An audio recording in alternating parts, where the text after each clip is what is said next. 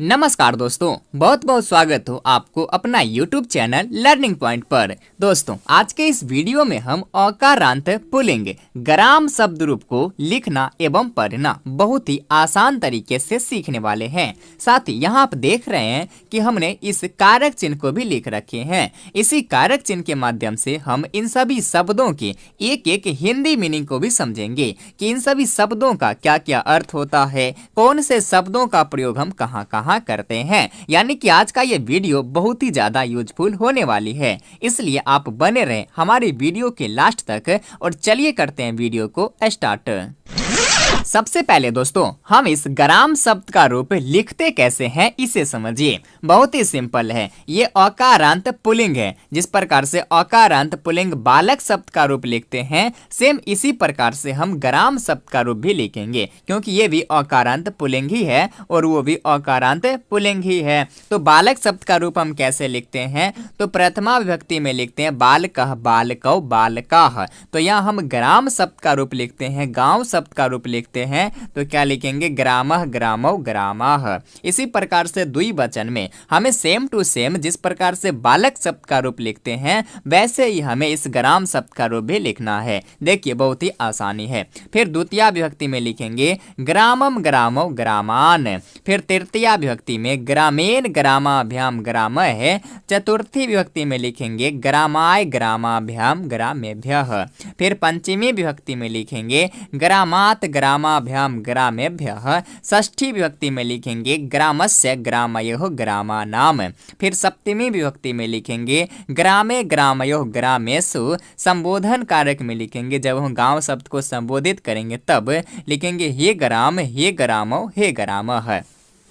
इस प्रकार से हम इसे बहुत ही आसानी से लिख सकते हैं। अब इसे पढ़ना कैसे है देखिए एक बार। ग्रामः ग्रामौ ग्रामाः ग्रामम ग्रामौ ग्रामान। ग्रामेण ग्रामाभ्याम ग्रामः ग्रामाय ग्रामाभ्याम ग्रामेभ्यः। ग्रामात् ग्रामाभ्याम ग्रामेभ्यः ग्रामस्य ग्रामयोः ग्रामानाम। ग्रामे ग्रामयोः ग्रामेषु हे ग्राम हे ग्रामौ हे ग्रामः। इस प्रकार से हम लिखकर पढ़ भी सकते हैं। चलिए, अब हम इस कारक चिन्ह के माध्यम से इन सभी शब्दों के एक एक हिंदी मीनिंग को भी समझते हैं। अब दोस्तों, इन सभी शब्दों के हिंदी मीनिंग को समझने के लिए हमें कारक चिन्हों का समझना बहुत ही ज्यादा जरूरी होता है। और आप इस कारक चिन्ह को तो समझते ही होंगे कि प्रथमा विभक्ति होता है कर्ता कारक, इसका कारक चिन्ह होता है ने। इसी प्रकार से द्वितीया विभक्ति होता है कर्म कारक, इसका कारक चिन्ह होता है को। तृतीया विभक्ति होता है करण कारक, इसका कारक चिन्ह होता है से या फिर द्वारा। फिर चतुर्थी विभक्ति होता है संप्रदान कारक, इसका कारक चिन्ह होता है को या फिर के लिए। फिर पंचमी विभक्ति होता है अपादान कारक, इसका कारक चिन्ह होता है से। फिर षष्ठी विभक्ति होता है संबंध कारक, इसका कारक चिन्ह होता है का की के या फिर रारी रेभे होता है।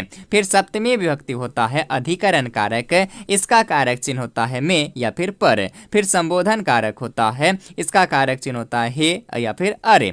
चलिए, अब हम इसी कारक चिन्ह के माध्यम से इन सभी शब्दों के हिंदी मीनिंग को समझते हैं। बहुत ही सिंपल है। देखिए, जैसे ये प्रथमा विभक्ति है कर्ता कारक, इसका कारक चिन्ह क्या हो रहा है, तो ने हो रहा है। यानी कि प्रथमा विभक्ति में जितने भी शब्द है ग्रामः ग्रामौ ग्रामः, इन सभी शब्दों का हिंदी क्या होता है, तो गांव होता है। तो सिंपल सी हमें इस गांव शब्द के साथ लास्ट में इस ने कारक चिन्ह को ऐड कर देना है।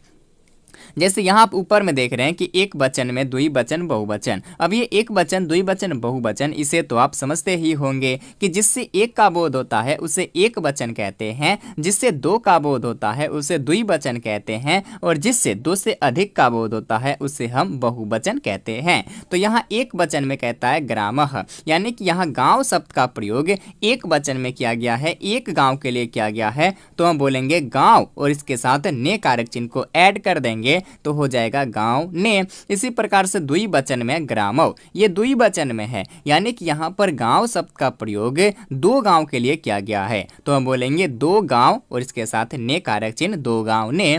फिर ग्रामाः, ये बहुवचन में है, यानी कि बहुत सारे गांव के लिए यहाँ पर प्रयोग किया गया है, दो से अधिक गांव के लिए यहाँ पर प्रयोग किया गया है, तो गांव का हम बहुवचन करेंगे, हो जाएगा गांव और इसके साथ ने कारक चिन्ह को ऐड करेंगे गांव ने। बहुत ही सिंपल। यदि एक वचन में है तो गांव ने, द्विवचन में दो गांव ने, बहुवचन में गांव ने। इसी प्रकार से फिर द्वितीय विभक्ति है कर्म कारक, इसका कारक चिन्ह होता है को। जैसे एक वचन में है ग्रामम, ये एक वचन में है यानी कि यहाँ पर फिर एक गांव के लिए प्रयोग किया जा रहा है तो बोलेंगे गांव और इसके साथ को कारक चिन्ह को ऐड करेंगे। अभी हमने ने कारक चिन्ह को ऐड किया था क्योंकि ये प्रथमा विभक्ति था कर्ता कारक, अब ये द्वितीय विभक्ति है कर्म कारक, तो अब यहाँ पर हम को कारक चिन्ह को ऐड करेंगे तो हो जाएगा गांव को। फिर द्विवचन में ग्रामव, दो, तो यहाँ पर हम क्या बोलेंगे दो गांव और इसके साथ को हो जाएगा दो गांव को। फिर बहुवचन में ग्रामान तो बोलेंगे गांवों को। इसी प्रकार से तृतीय विभक्ति करण कारक का प्रयोग हम करेंगे। जैसे ग्रामीण एक वचन में तो गांव से या फिर गांव के द्वारा, ग्रामाभ्याम दो गांव से या फिर दो गांव के द्वारा, ग्रामह गांवों से या फिर गांवों के द्वारा। फिर चतुर्थी विभक्ति है संप्रदान कारक, कारक चिन्ह क्या होता है तो को या फिर के लिए। जैसे एक वचन में है ग्रामाय तो बोलेंगे गांव को या फिर गांव के लिए। फिर द्विवचन में ग्रामाभ्याम तो बोलेंगे दो गांव को या फिर दो गांव के लिए।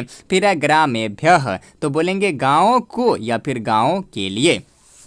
फिर पंचमी विभक्ति है अपादान कारक, इसका कारक चिन्ह होता है से। जैसे एक वचन में है ग्रामात तो बोलेंगे गांव से, द्विवचन में ग्रामाभ्याम तो बोलेंगे दो गांव से, बहुवचन में ग्रामेभ्यः तो बोलेंगे गांवों से।